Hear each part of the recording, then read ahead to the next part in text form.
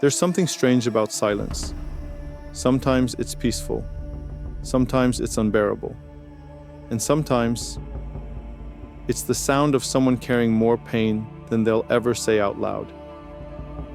In Naruto, there's this one character who almost never raises his voice, barely explains himself, never asks for understanding, just moves through the world like a shadow. But by the end of his story, you realize he was carrying the weight of an entire village and a family he loved. That character is Itachi Uchiha. And maybe the reason he hit so hard isn't because of how strong he was, but because of how much he endured, without ever asking anyone to notice. If you're new to the Naruto universe, here's what you need to know. It's not just a show about ninja fights and flashy jutsu. At its core, Naruto is a story about identity, loyalty, cycles of revenge, and generational trauma. The world is broken, shaped by history, shaped by power, shaped by people making impossible decisions in the name of peace.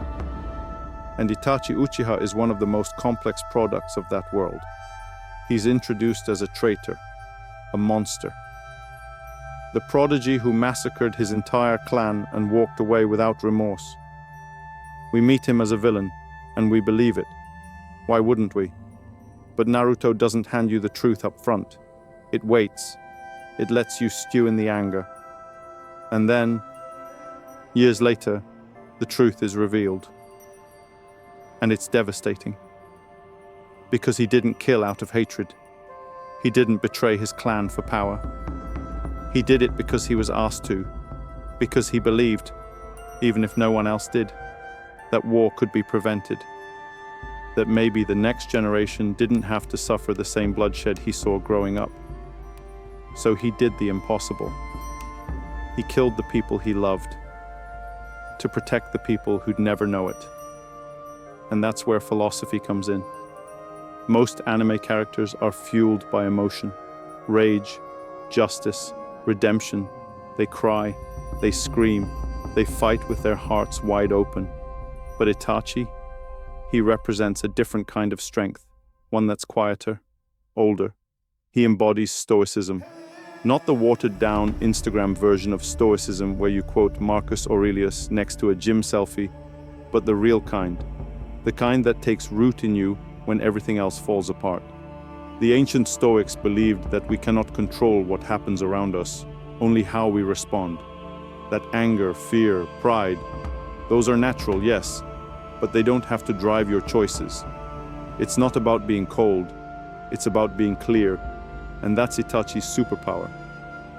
There's this moment, a specific visual that says it all.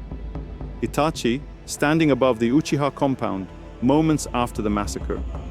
The sky behind him is heavy, everything's still, there are no words.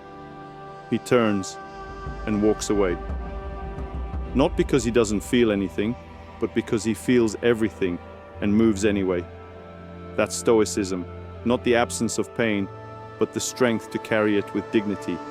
How many of us, if placed in that position, would break, would scream, would fight back just to defend our image? Itachi lets the entire world see him as a villain, lets his brother believe he's evil, lets his name rot in history, so that the cycle of hatred can finally end. He once said, "People live their lives bound by what they accept as correct and true. That's how they define reality." That line hits differently once you know the truth. Itachi was bound too, not by delusion, but by a sense of duty so deep it broke him. But instead of shattering, he reshaped himself into whatever the world needed, no matter how much it cost him. We often think strength is about resistance, but real strength, it's often about surrender. Surrendering your ego, surrendering your need to be understood, surrendering your name, your image, your future, for something you might not even live to see. Let's go back to that final moment. Itachi, bloodied and dying, walks towards Sasuke, barely able to stand. He reaches out, taps his little brother on the forehead, the same way he did when they were children, and then collapses, still smiling. He doesn't explain himself, doesn't justify, doesn't even tell Sasuke the truth, because that's not what this was ever about. It wasn't about being seen, it was about setting Sasuke free from the burden of truth, from the weight of legacy, from the curse of vengeance. Itachi chose to absorb all of it, so his brother didn't have to. And that, right there, that's the heart of Stoicism. Not emotional suppression, but choosing where your emotions are best placed. Not letting pain turn you bitter, but letting it deepen your compassion. Not chasing recognition, but finding peace in the invisible victories. But here's the part that gets overlooked. Itachi wasn't passive.